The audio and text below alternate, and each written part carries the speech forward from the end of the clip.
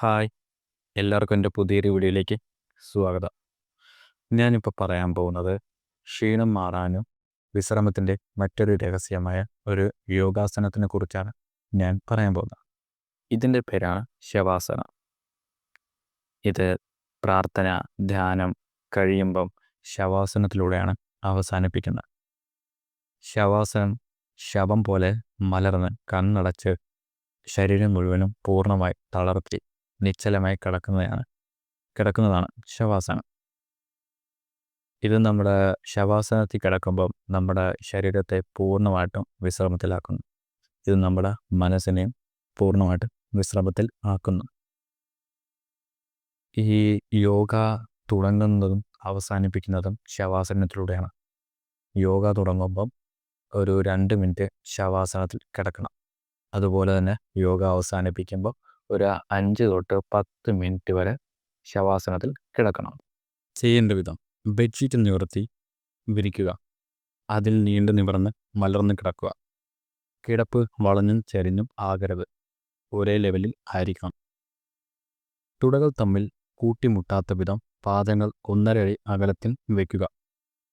കൈകളും അതാത് വശങ്ങളിലെ വാരിയെല്ലുകളിൽ സ്പർശിക്കാതെ അകത്തി മലർത്തി വയ്ക്കുക. ശരീരത്തിലെ സർവ്വ അവയവങ്ങൾക്കും ബോധപൂർവം നിശ്ചയം തളർത്തുക. ശരീരത്തിൻ്റെ ഒരു ഭാഗത്തും യാതൊരു ബലവും കൊടുക്കരുത്.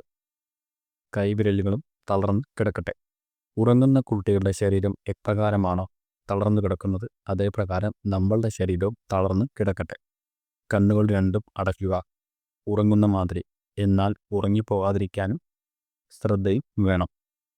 ഇങ്ങനെ ശവാസനത്തിൽ കിടക്കുമ്പം യാതൊരുവിധ ചലനവും പാടില്ല. ശ്വാസോച്ഛ്വാസം സ്വാഭാവികമായി നടന്നുകൊള്ളട്ടെ. അങ്ങനെ തന്നെ നടക്കുന്ന എന്ന് മാത്രം മനസ്സിൽ ശ്രദ്ധിച്ചുകൊണ്ടിരിക്കുക. ഓരോ ശ്വാസവും എടുത്തു വിട്ട് കഴിയുമ്പം 1, 2, 3 എന്ന് മനസ്സിൽ എണ്ണുക. എത്ര സമയം കൊണ്ട് എത്ര വരെ എണ്ണാം എന്ന് ഇതുകൊണ്ട് അറിയാൻ സാധിക്കും. യോഗാസനത്തിൻ്റെ തുടക്കത്തിൽ 5 മിനിറ്റ്, അവസാനത്തിൽ 10 മിനിറ്റും ഇതിലേക്ക് വിനിയോഗിക്കുക. ഇതിൻ്റെ ഗുണങ്ങളെന്ന് പറഞ്ഞാൽ ഇത് നമ്മുടെ ശരീരത്തിലെ രക്തസഞ്ചാരം ക്രമീകരണമാക്കുന്നു. ബ്ലഡ് പ്രഷർ ഉള്ള രോഗികളോട് ദിവസത്തിൽ 2-3 പ്രാവശ്യം 15 മിനിറ്റ് വീതം ശവാസനത്തിൽ കിടക്കണമെന്നാണ് യോഗാശാസ്ത്രം പറയുന്നത്.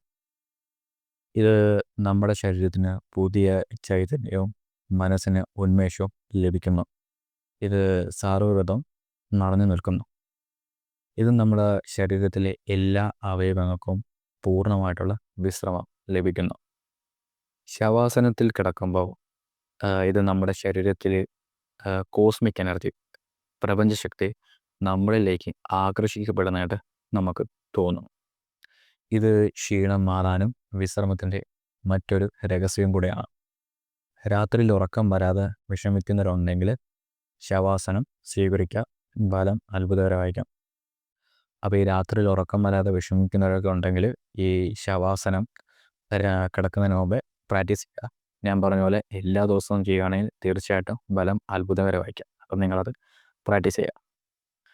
അപ്പം നിങ്ങൾക്കെല്ലാവർക്കും ഞാൻ പറഞ്ഞത് മനസ്സിലായെന്ന് കരുതുന്നു, ഇഷ്ടപ്പെട്ടു കരുതുന്നു. നിങ്ങൾക്കെല്ലാവർക്കും എൻ്റെ ഈ ചാനൽ ഇഷ്ടമാണെങ്കിൽ എന്നെ തുടർന്നും സപ്പോർട്ട് ചെയ്യുക. അടുത്ത ഇതുപോലെ നല്ല നല്ല വീഡിയോസുമായി എന്നോട് ഞാൻ വരാം. അതുവരെയും ബൈ, സബ്സ്ക്രൈബ്.